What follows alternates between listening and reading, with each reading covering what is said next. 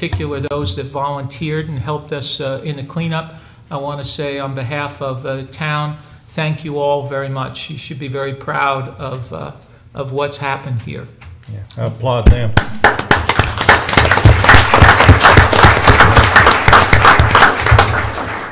Okay, enough said, and that brings us to item number 4, the town manager communications. Ron, would you take us through these items? Sure, thank you, Mayor. Tonight, Donnie is here to give us a hydroelectric plant update. Donnie?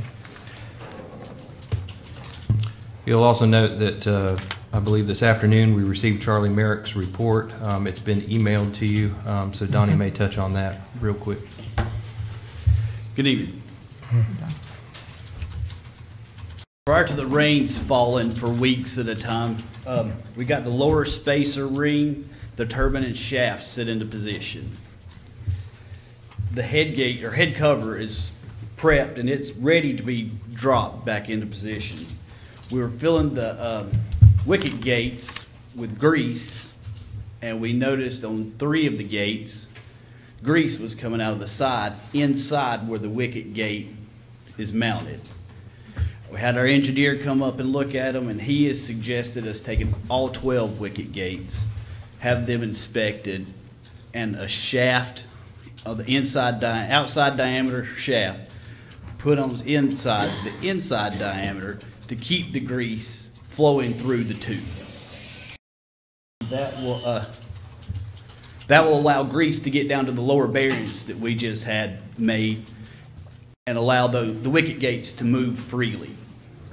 We suspect that those shafts and the grease not getting to the bottom is why they were so hard to get out this last time. We don't have any cost estimate or time frame for those as of yet. We haven't heard back from the machine shop in Spartanburg where he took the one if they can do the work. He's confident that they can, but we don't have any costs or time frame for those to be repaired. Why do we have a contract engineer transporting this item to a machine shop instead of our staff? He lives by the machine shop. He lives in Clifton, Okay. South Carolina. But he probably charged us for that. He was going to charge us to go home anyway. Okay.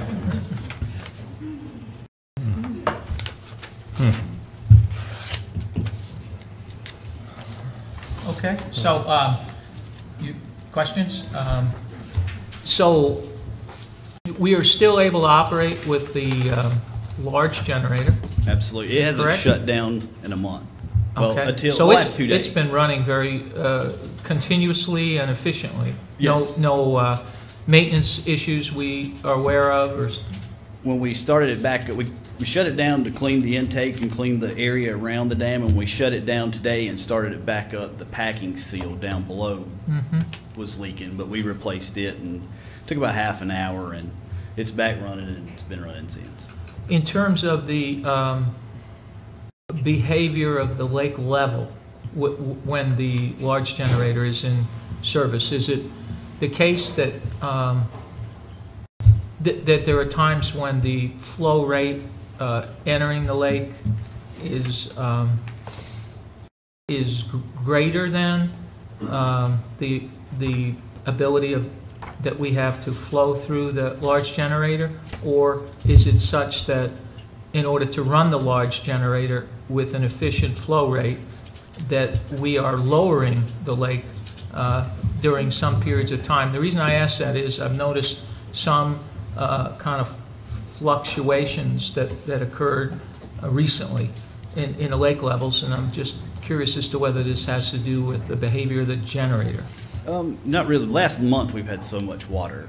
In the last few days after the storm has stopped, I was just letting the lake fill up to save water. We come up above full pond about 2.5 inches or so just to use water to run off with. And then when we didn't get it all ran off by the time. When you say ran off, you mean through the generator? Yes. Through the turbine?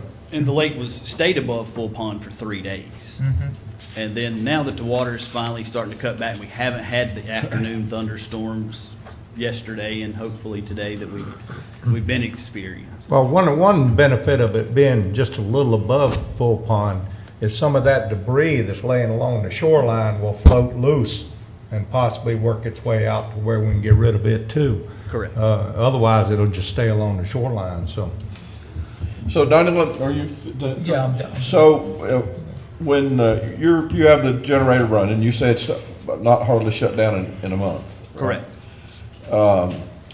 There's no water, will we going through the floodgates? You don't have one up a little bit that some of the water's going through? Yeah, when we've had this so much rain, we've had water, we've had floodgates up and down 30 feet to 30 Oh, I understand inches. that. I've heard pretty much continuous, some water going through the floodgates all the time. So you're saying that could be going through there, but going through the generator too? Yeah, we haven't stopped generating. I think we generated $64,000 last month just with it, and we're gonna generate at least that or more for June. Donnie, if I understand correctly, one of the advantages to the smaller generator, in addition to getting the extra power that we get from that generator, is that by it being smaller, you can operate the lake in a narrower range from high to low. Especially in dry times. Yeah, okay. When we haven't experienced that. But yes, the little generator uses a third of the water that the big generator does and produces about half the electricity. That's going to be my question. So it uses a third of the water, but only generates has half as much electricity. Yes. And during dry times, the little generator, we call on it a lot. Do you measure separately on the amount of rain from what the fire department does? Yes, Because sir. I asked Dustin and we got 21.41 in April and May combined, measured at the fire department. What numbers did you have for total rainfall? It was You know? around 20 inches. Yeah. We do have our own rain gauge at the hydro Yeah. plant. We read every day. Have you gone through the large generator now and see if there was any issue there with greasing them? With greasing the larger generator, have you seen any problems? Have you looked at it? No, the only problem that we've had in it was today, since we've It's the been running packing. it so hard, yeah. Okay. If you don't mind, as soon as you hear from this engineer, when he's gonna get back, can you have Ron update the commissioners and let us know what's going on? Absolutely. And when you get the information, let us know. We don't have to wait till the next meeting. Okay, sounds good. Yeah, the cost is obviously important. And we're talking repairing or replacing all 12 of them? No, we're not gonna replace the wicket gates. They're Well, set. no, but the tubes. Yeah, Yeah. we're gonna have to figure out some way to get grease to the bottom. Yeah, To right. the bottom of those bearings. What size are those tubes? I think that inside diameter is, I think, a ½ inch. Are they using copper? They use galvanized? What they use on those? It's, I guess it's galvanized. It's not stainless, but it's the original.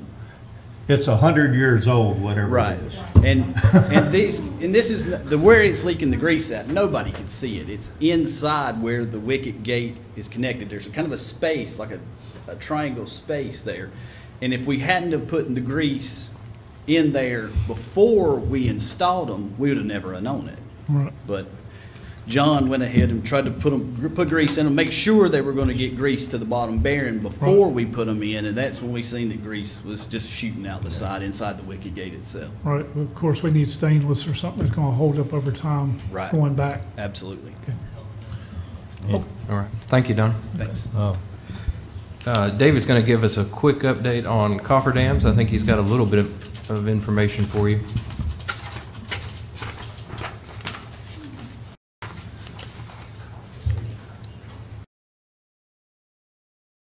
Well, I've done some research, looking around, and there's a gazillion different style cofferdams. Prices are all over the place. I was asked by the board, was that something that was possible for us to look into and do? And it's most definitely possible. There's no doubt about it. I talked with one contractor that expressed his concern that has done some of this stuff about the expense of it. It's very expensive, and every job you go to is gonna be different. There are different circumstances. But it is something that's very possible. I mean, there's cofferdams as simple as filled sandbags or driving pilings or fillable cofferdams that you fill with water. There's all kind of different ones out there that you can do. for something that was going to take a long period of time, several months to fix, seawall or something like that, I could see that, you know, I could understand it. For something that you could fix in a few days, I think the expense would be pretty expensive, you know.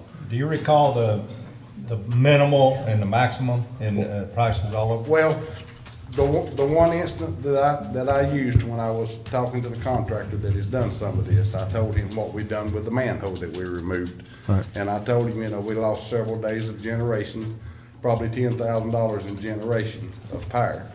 And we had a $10,000 repair bill, you know, to get that manhole removed. And he kind of laughed and he said, you could have very easily been $75,000 with a cofferdam. He said, because to start with, if you use the steel pilings, he said, before we'll touch it, he said, it's gotta be engineered. He said, then you gotta get your barge on the lake and stuff like that. So, if it's something that you could repair fairly quick, you might be better off to lower the lake. If it's something that would be drawn out for any length of time, you could very easily save money by doing the cofferdam. When you figure $2,000 a day in generation times 60 days or 90 days, that's a lot of money. Yeah. So I think you just have to weigh it out. One thing that I will add to that, some information that I got from Dr. Dan when I was mentioning to him about lake levels and possibly not bringing the lake down as often as what has happened in the past. He said that he expected the town to hear from the state of North Carolina and recommend a minimum of once every 5 years drawing the lake down. He didn't know how much, but he said he felt certain they were going to tell us that we had to pull the lake to some extent every 5 years to do an inspection on the dam. And he said, I think you can expect that from here on out. So, you know, if on our end, if it's a minor problem that could wait until they pull down, you know, then naturally that's what we would want to do. If we could fix it temporarily to get by until they pull down, then that's what we would try to do in-house. The question to me was, is it possible to do the cofferdams? And yes, sir, it is very possible. I don't see any reason that it can't be other than the cost of it. Yeah. You're not convinced that it would be cost-effective in 90% of the cases, I guess? And It depends. I know it's hard to say. Yeah, it depends on, John, what the situation is. If it's just like the one we done a few months ago, then I would say the way we done it would probably be the most cost-effective way to do it.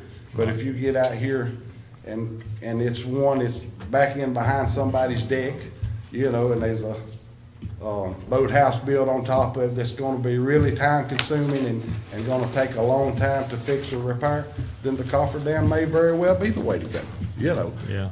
If it's something you can fix quick, I'd say it's better to drop the water. But if it's an extensive fix, then the cofferdam is an option. Okay. What's the status on the Spruce Hill contract? I have talked to the contractor. I told him we had the signed document in hand. He was on, and I talked to him last Thursday or Friday. He was actually out of town, and he said he would be back in town this week. I asked him what was the chances of that being done by the end of the month. And he said as quick as he got back in town, he was gonna get up with the guy that was gonna put the piping in first. And then he was gonna come in and do the paving after that. I have not heard from him yet this week. So I'm hoping that we can have it done by the end of this fiscal year. Now, based on budget, don't we have to have a bill from them by June the 30th? June 30th. Yeah. We have to have the bill Right. from them Okay. for end of year, correct, Sam? And some more good news on the Spruce Hill, since you mentioned it, and I'm not sure that it'll happen, but I talked with one of the property owners that lives up on Spruce Hill, and he was actually even to talk to the contractor as well himself when they came in, because he's talking like he's willing to pave part of, his drive part of it anyway, which would make the situation that much better on top of what we're doing. Well, that's okay, and it's probably the guy that's been doing all that grading all these It years. is, it's the And- guy that's tried to take care Right. of the road. And that's okay, but we gotta make sure that what he wants to do privately while they're there Yeah. doesn't interfere with meeting our deadline for budget Yeah, reasons. yeah, that's So- exactly right. So Yeah. we don't want them to jump in and do his first Yeah, and delay yeah, the yeah, project. That's for the town. exactly right. So, Yeah, we'll barricade the driveway. I tell him, go ahead and get his invoice ready and get it. Okay, I will.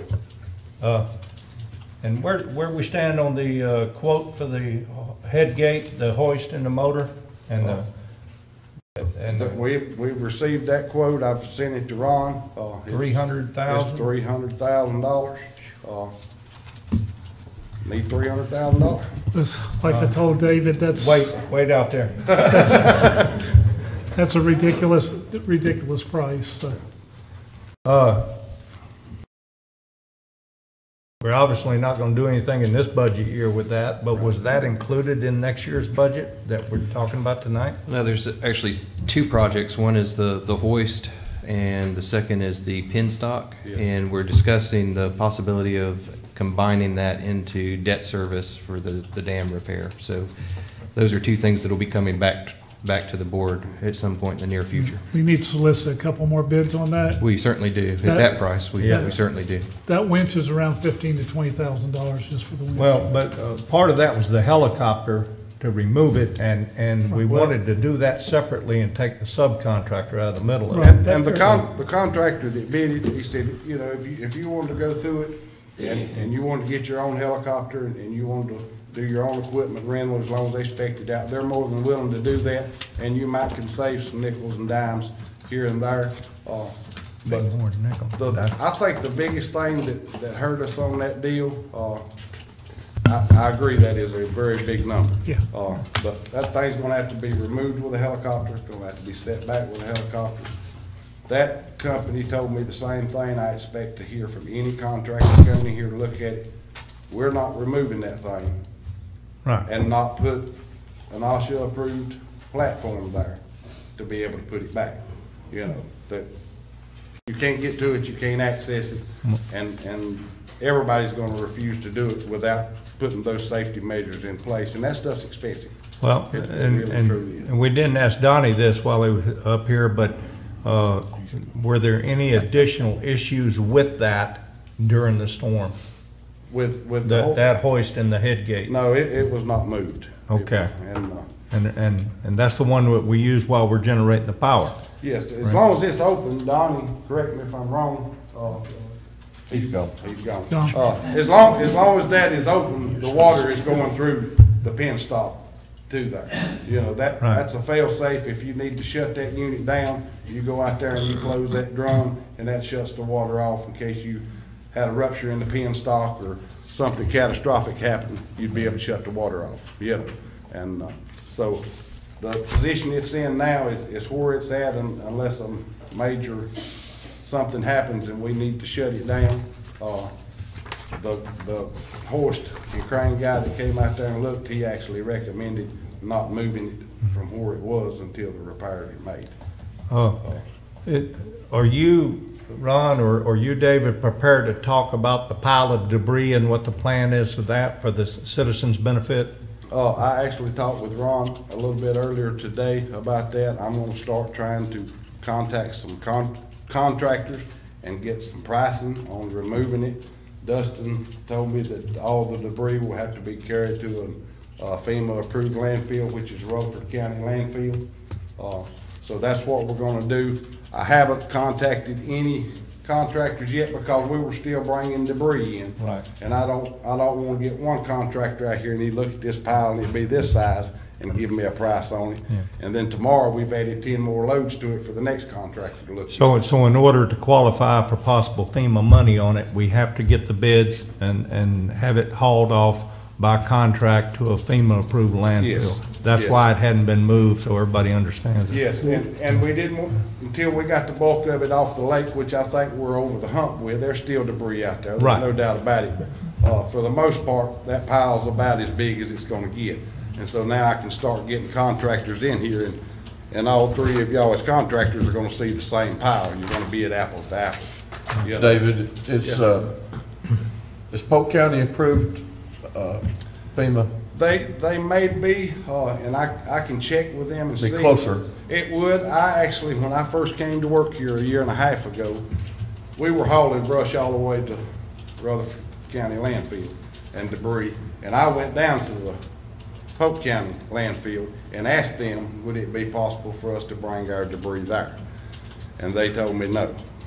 Said, We might have to pay. well, yeah, I mean, and I was willing to pay, you know, but they said we were out of county, and the way their stuff was written up, that they could not accept it from outside of the county. Yeah, I thought that Because I was said, you know, that's a whole lot closer for us. It saved fuel and wear and tear and everything else if we could haul it half as far and be back in town, you know. But now with it being storm debris stuff, I may go down there, you know, FEMA and everything being involved, they may make an exception and say, yes, you can haul it here. Yeah, most of it probably came from Henderson and Buncombe County anyways. Right, still bringing it back to them. Right. But I can definitely check and see if they would be willing to let us do it, because that's a lot closer run, trucking if that could happen. Are we looking at full reimbursement from FEMA or a percentage? That question would be for Ron or Dustin, I don't. If it's declared, FEMA will do 80% and the state will do the remaining 20%. Okay. If Well, it's declared. That's good. If it's not, if it's 50% or whatever, Right. or if it's just our normal debris that we're hauling off, it may make sense to talk to Jerry Nealon and use his tub grinder, which is just outside the city limits. Would that be FEMA approved? What I'm talking about, Oh, if it's not. our normal brush and debris that we're Right. taking, because he, I was, and I'm not speaking for Jerry, but I've heard some people say in the last couple of days that Jerry's unit down there, his tub grinder is down. And several people, one contractor said that he was actually told that he had no intentions of fixing whatever it was on his tub grinder. And that may be true, may not, I don't know. Yeah. But, and naturally, that would be closer and cheaper. Yeah. If we decided to go that route, but when I'm getting bids, I need to know which way, where we're going with it, you know? Right. And if Jerry Dale's is not an approved, then yeah. if we do that, then you probably won't be able to be reimbursed. Probably wouldn't work for the FEMA associated debris, but Right. all the regular debris, that might would save us some money. Yeah, that's right. That's exactly right. Where's the next closest tub grinder? Do you? I don't know right off. I don't either. Because most of them's portable, you know, guys move them from place to place. He's the closest one I know around. Some of these mulch yards actually have them, but, they won't take the brush and stuff like that, so. Y'all have had a very eventful month, even without the rain. You've had a lot of issues and things that have gone wrong in the town that have been fixed, that I see in your staff report. And this is all aside from the rains and the debris and the lake issues there. And a fabulous job. I appreciate it. Fabulous. Thank you. Everybody's worked very hard. Any luck on your leaks? Huh? Any luck on your leaks? Very little. Oh, yeah, Me- the sewer Me and flow. Don Byers went out and have covered, I'd say 90% of the manholes around the lake. We found 2 places, that water was coming in, but it's not a real big deal. It's not a terrible amount of water like we were dealing with before. It's stuff that we can live with and can get by to a later date. Right. The flows, you know, were up 1 million gallon a day. They're down 500 something thousand. It's settled down and it looks like it's still trying to creep down some. I know Not it- trying to throw anybody under the bus, but I've got a pretty good idea where a lot of the flow is coming from. And I'm not gonna talk about that at this point in time, but we are looking into it. Right. And if what we think is right there, we could probably drop our flow a good bit. Don't That's what I was throw, gonna ask you, so Don't throw since Steve you're not under gonna the mention the name, I won't. Yeah, don't throw Steve under the bus now. yeah. But we've got some more looking to do and seeing what we come up with, but, we're just trying our best. And, We appreciate it. all right, Thank you, sir. that it? Yep. Thank you, David. Thanks, Dave. All right. Recently, at the Utilities Advisory Board, we learned that the state has established a sewer schedule, a recommended replacement schedule for the town. That's included in your packet.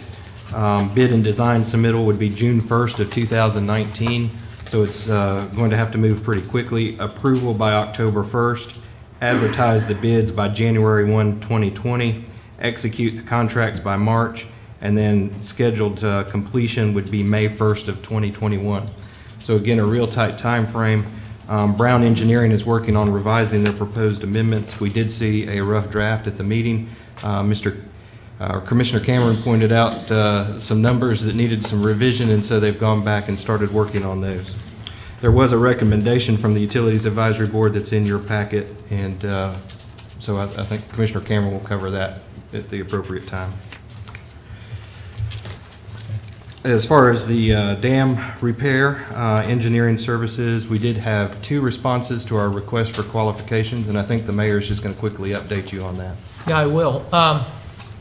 We had 2 very good responses to our request for qualifications and the submittals, which we specified in terms of page content and format and material. We specifically asked to see certain information relating to their qualifications and our project, etc.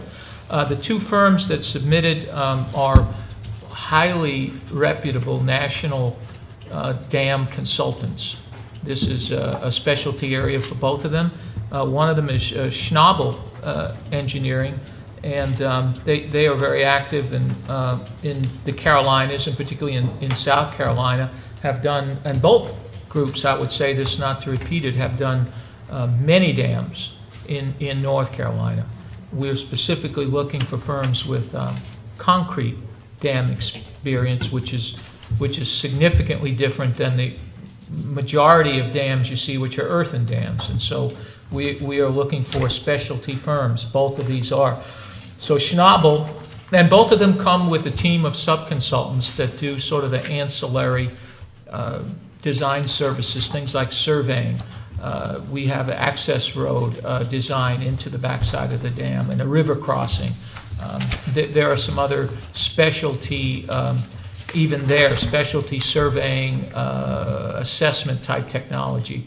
Both firms have sub-consultants that, and the prime firms, Schnabel being one, that do that specific kind of work. And most of those firms, the sub-consultants, come from not much further away than Asheville. So they are considered, I guess in our vernacular, local firms. And we asked particularly for evidence of local and or minority firm participation. So Schnabel was one, and the other prime firm is a firm called Freese and Nichols, who are headquartered in Texas. They are, Texas is the second largest in terms of state number of dams, the second most populated state for dams. Freese and Nichols are the primary consultants there in Texas. They're headquartered there, but like Schnabel, they have done many dams in the Carolinas, and surprisingly, in North Carolina, done a number of concrete dams. So both firms are very familiar with our state regulatory agencies that we're dealing with, North Carolina DEQ, the Dam Safety Office, and hence that's an important part of the qualifications. So I went through in great detail to make sure that both of the submittals followed our requirements, our specs, and both of them did pretty much to the letter of the spec. And so now, having done that, we can certify that both submittals, SOQs, comply, and we will proceed with the evaluation of both firms. The selection of professional service firms in the state of North Carolina, most other states, is done by the most or best qualified, not by bid. And so the first step is to figure out which of these two good firms, teams, would be the best consultants for Lake Lure and its particular dam, which is a very unique design. It's an arched and a very unique buttress type dam. So the next step then for us, and this is in accordance with our RFQ, is that we're to form a selection committee. And that committee would be comprised of people representing staff. I would likely represent the council, though we haven't formalized that on the selection committee. And then we have a utility advisory board, several engineering members on that board.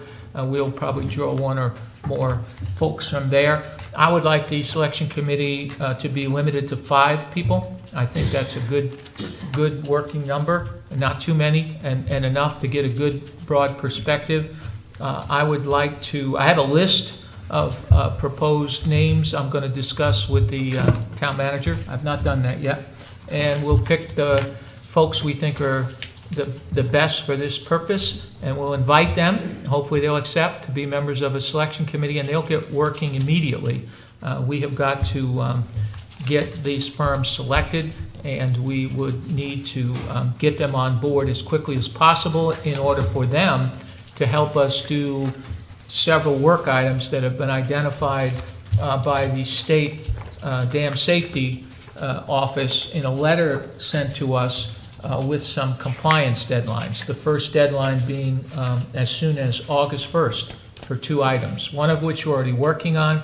The other one, these consultants would need to help us with. It's a technical model that has to be built. So that's what we're focused on doing. And I guess I failed to mention, not to ignore, but the consultant that we have worked with since the beginning of this project, the dam safety consultant, Dr. Marks, he is on the team with Fries and Nichols. And so, we hope if it works out that he can continue to be a part of the ongoing effort. If for some reason we were to choose the other firm, there could be a role for Dr. Marks working with us perhaps on an independent basis. But he's been very helpful to us both during the assessment project and probably many of you don't know, during the recent storm event. He helped guide our staff to regulate our dam in such a way that it put the least amount of stress, but dealt with the flood event. So it would be great to see Dr. Marks somehow continue in the project. Okay, and so that's where we're heading, a selection committee. The selection committee will meet. There's a criteria of how to grade the firms. We'll assign some point system. The committee will grade the firms.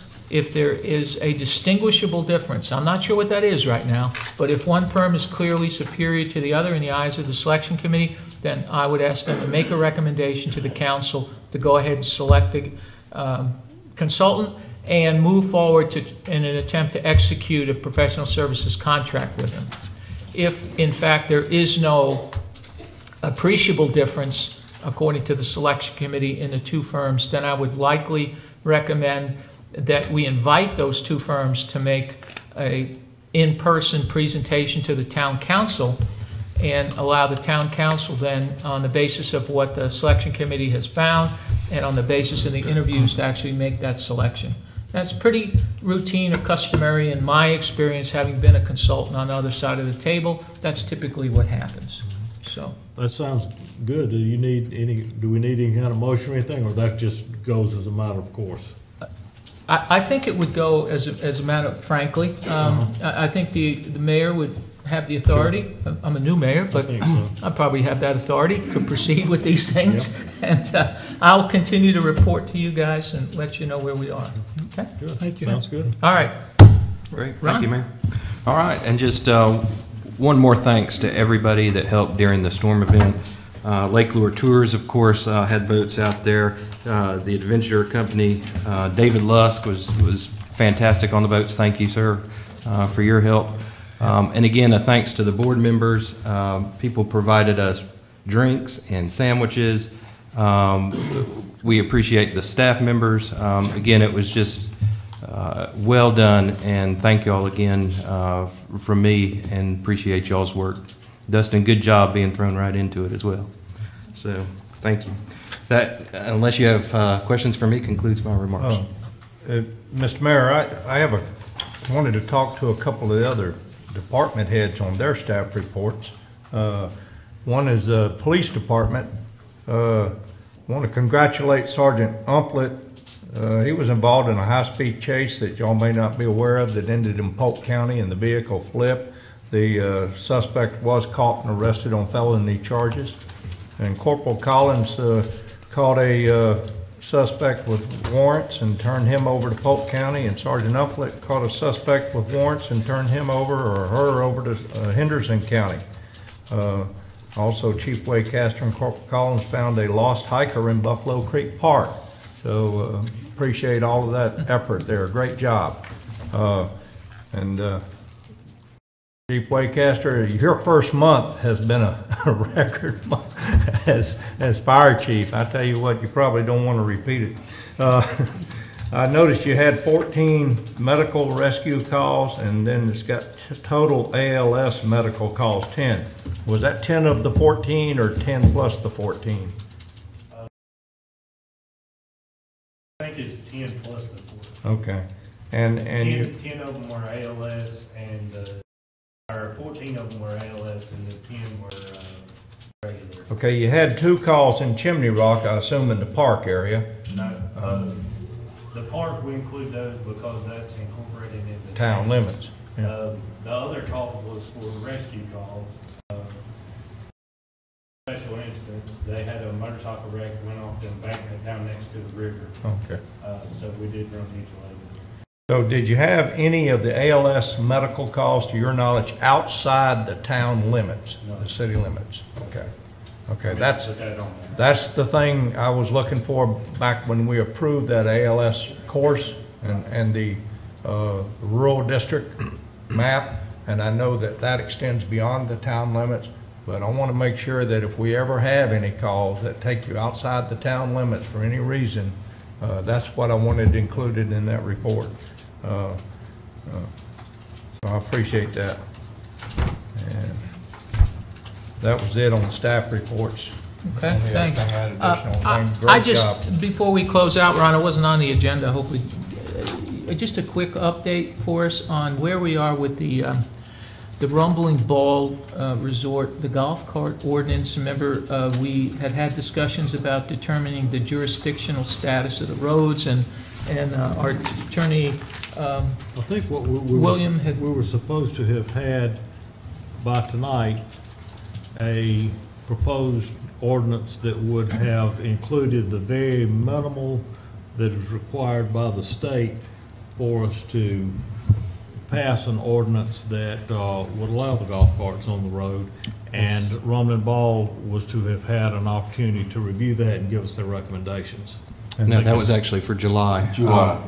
For July. Yeah. I was going to say, the attorney is in the process. He is drafting a letter to the Attorney General's office to get further direction. I am. Okay. And I was, after that meeting down here the other day, I looked into it, and there were several existing Attorney General opinions that informed this issue, and but it doesn't quite nail it down. So I can draft a memo to the board or to you, Ron, and let you know, but I should have that done by the end of the week. All right. We also, whenever we postponed it to July the 10th, we also wanted the RBR board, POA, to go back to the membership and discuss it with them to find out their wants and desires. They've been doing prior that. to that. Okay, good. They've had several Yeah, 'cause we had asked meetings for that I'm aware of. Yeah, they got a lot of ideas and input. I've been hearing some of it, but I know they've had several public meetings. Right. Yeah, so, okay, thanks, Ron. I just wanted to make sure that's moving along because, you know, we need to get to a conclusion on it. Yeah, so we'll wait for the attorney's response then. Okay. Actually, Mayor, if it's all right, we have a presentation for the pavement condition survey, and I know Mr. Wilson's been patient. Would it be possible to move that in front of the public hearings, or would y'all? I'm okay with that. I'm fine So, with that. yeah. I think we Okay. can just go ahead and proceed with do that. We All don't right, need to sorry to make keep. any motions, that's all right. Yeah.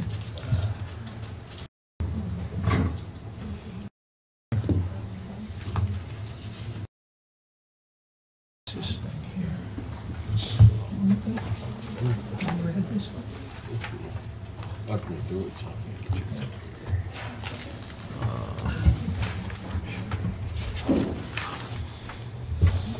Just a matter of money. Yeah, first row might want to move back to see it. Watch your head. Watch your head.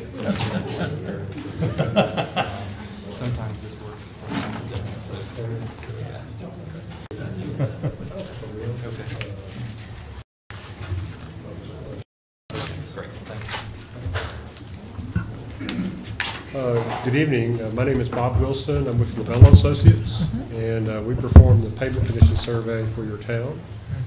And it's all right with you, I'll just walk through it and stop me at any time with questions, or I'll be available for questions when it's over as well.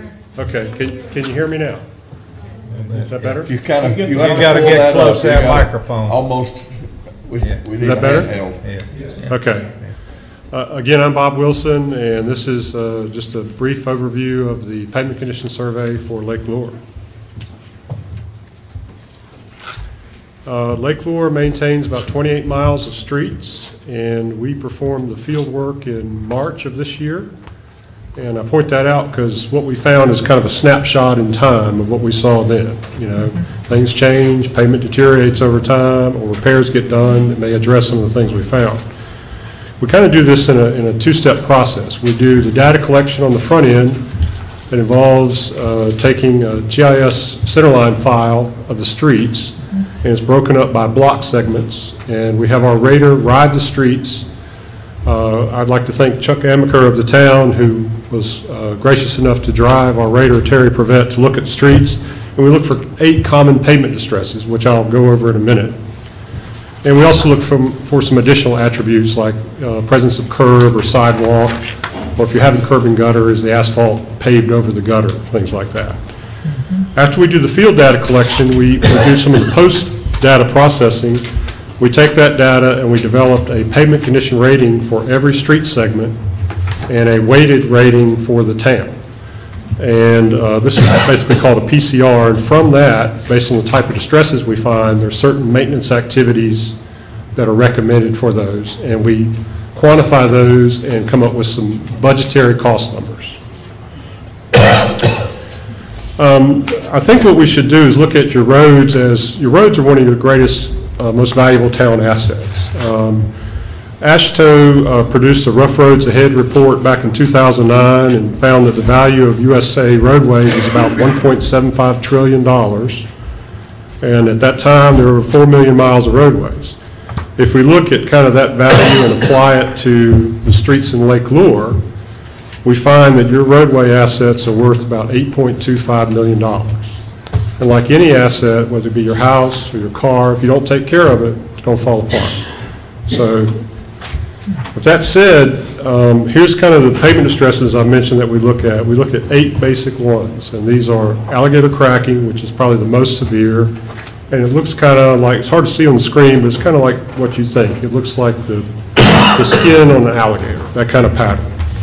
Block cracking, which in and of itself is not that great of a distress. It just happens with shrinkage of the pavement over time. And you see kind of these, generally these rectangular shaped cracks that will occur. If treated early, it's not a big deal. In and of itself, it's not a problem. Over time, it can get worse as water gets into the pavement. Water is the biggest enemy of the pavement. Another distress we look for is reflective cracking. You don't have any of this in your town. Usually this is where there's concrete streets. Now you have it on the state roads, some of the state roads. There were concrete pavement. I know you've all run into it on the highway where it's been paved over with asphalt. And you hear that kind of bump effect as you go along. That's reflective cracking. Another distress is raveling, and this is where the actual asphalt is deteriorated to the point that the aggregate or the stone starts to separate. It has a rough ride, and it's really, can be pretty bad when it's severe. Also, there's rutting, and rutting, you may see this if you stop at, say, a stoplight at a busy intersection, particularly with a lot of truck traffic. It's kind of caused by those heavy sliding loads and kind of shove and heave and rut the asphalt. Patching in and of itself isn't necessarily a problem, but if you have a lot of patching on the road, it affects ride quality and tends to move that road up as far as a recommendation for resurfacing. Bleeding is a case where you actually have some of the asphalt is leaching out from the pavement. And ride quality is just a kind of a general term. There could be nothing else wrong, but maybe there's some dips or things as you go along in the road. This is a table from the report that we compiled, and it summarizes the distresses that we found. These are the 8 different categories. And basically in your town, what we found the most of was alligator cracking. Unfortunately, that is one of the worst pavement distresses. It's something that to correct it, you basically have to cut out that area, dig it out, and replace that pavement section. So it's a very expensive repair. Depending on the extent of that, you can have to resurface the road as well if it's pretty widespread. And while we're doing the data collection, as I said, we do it by block, and we record the number of lanes, the block number, the length of that segment, the width of the street, whether there's any sidewalk or curb and gutter, and as I mentioned earlier, if there's any asphalt overlay on a gutter. As far as calculating a pavement condition rating, you basically start with a baseline of 100, and then depending on the type of distress, you deduct points based on what you find and the severity of that stress. And that's how it's done by each block, and then that is determined to calculate a PCR for the overall streets in your community. So here's what we found. The PCR rating, or pavement condition rating on average for your streets is a 64.3. You know, what does that mean? How does that compare? Well, if you look at kind of the studies we've done over the last 15 years, the average for most North Carolina municipalities is around 80. So we found the streets to be in poor to fair condition, okay, which is below average, and about 70% of the streets need some level of maintenance or resurfacing. To kind of compare that to other cities, it's usually around 50%. And in just looking at, and this is just based on what we found, if you wanted to correct everything, you're looking at current needs of around $2.3 million. That consists of about $1 million in routine maintenance, which is primarily full depth patching of the alligator cracking, and then about another $1.3 million in resurfacing. Keep in mind, these costs are just square yard estimated costs. There's other expenses that go into with contracting. If you're, like for example, if you're doing resurfacing, you may have costs associated with raising manholes, or you may choose to not do that, but mill it first and then resurface it. Those aren't built in. Those are kind of decisions that need to be made on a kind of a street-by-street basis as you go forward with repairs. This is kind of just a breakdown, a graphical breakdown of what we found as how the streets fell into different categories as far as very poor, poor, fair, good, and very good. And you're all across the board. I mean, we would hope this number would be higher bars to the left of the graph and little or no to the right of the graph. And I always like to highlight this. This is a typical pavement deterioration curve. And as you can see, you lose, in that first year, you lose a good bit, but then it stabilizes. The line gets relatively flat until it gets a pretty steep decline. And that's around, just to get a sense of pavement condition rating of around 65 or so. And the key takeaway from this is about $1 of prevention on the front end when your streets are just starting to decline can save you anywhere from $6 to $14 on the back end as they get worse. This is something just to show you kind of that dollar prevention. This is a picture we like to include. As you can see from this road, you see half of this road has what is crack sealing. That's where that asphalt has been, that asphalt cement has been placed in the crack to seal it off.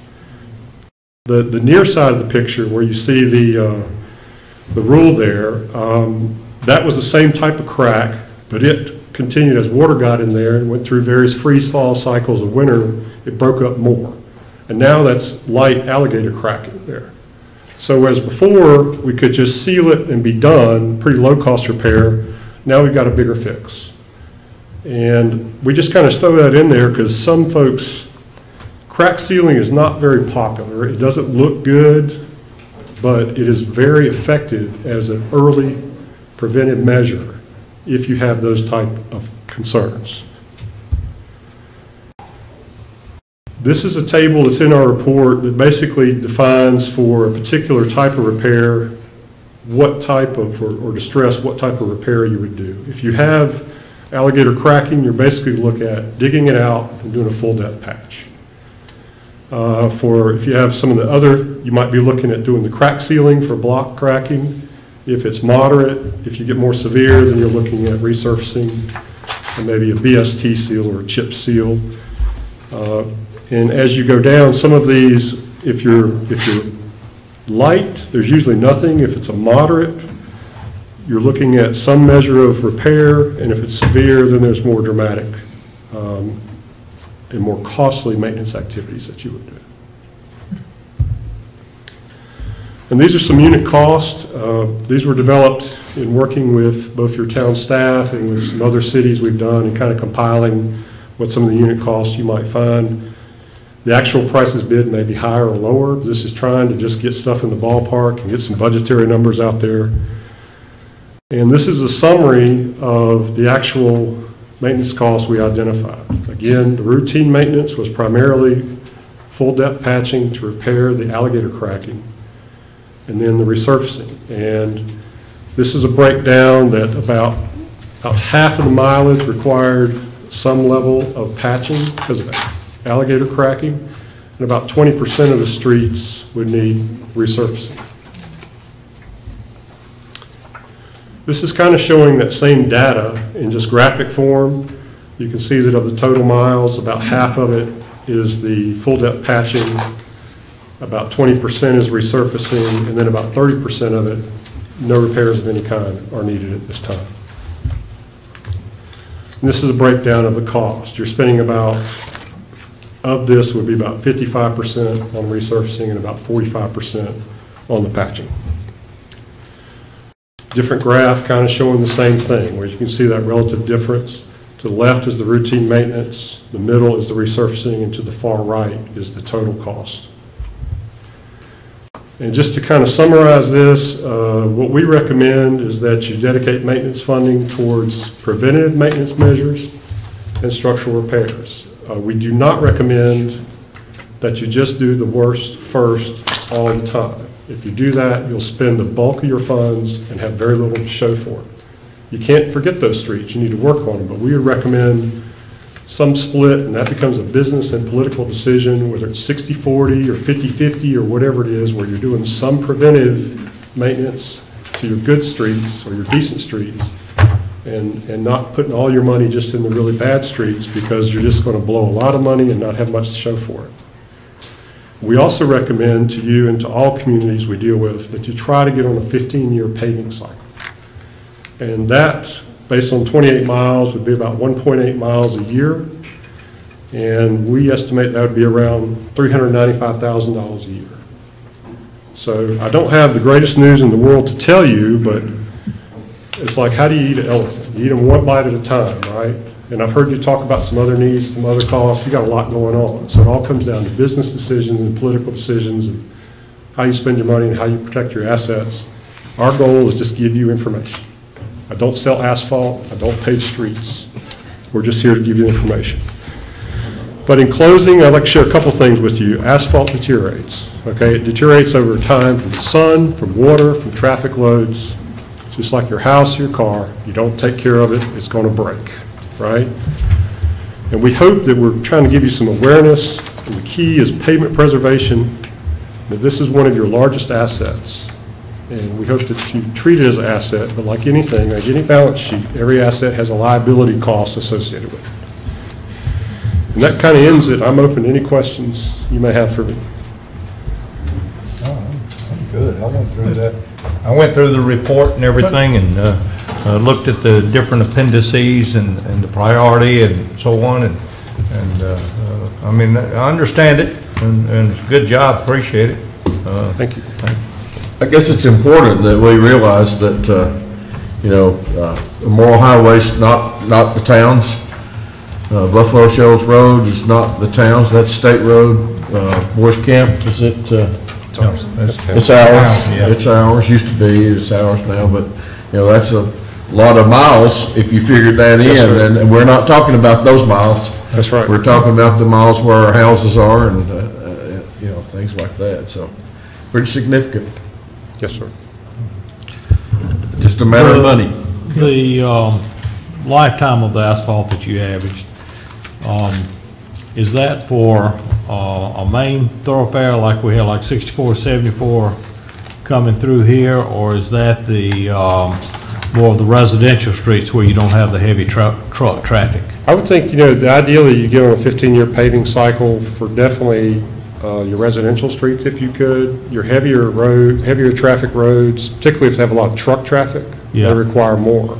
But again, the 15 years of recycling schedule, resurfacing schedule, there still needs to be some steps taken of preventive maintenance along the way. When you first start to get cracks or distresses, there's some treatments we can do short of resurfacing the road. And if we resurface the road without addressing some of the underlying problems, it'll reflect back up within a matter of years and continue to be a problem. It looks like the crack repairs was probably the simplest of all the Yeah. different type repairs. In the different municipalities that you're aware of, do any of them do that in-house, or do they always farm that out? It depends. Obviously, the larger cities all do that in-house typically. In fact, the larger cities we work with, the only thing they farm out are resurfacing contracts, usually. Smaller towns, they may farm out everything. It really depends. It's a matter of where you put your resources, whether you want to invest in full-time staff to provide maintenance for you, or whether you find it's more cost-effective to do a mix of that and outside contractors, or all outside. Again, that's a business or political decision. Yep.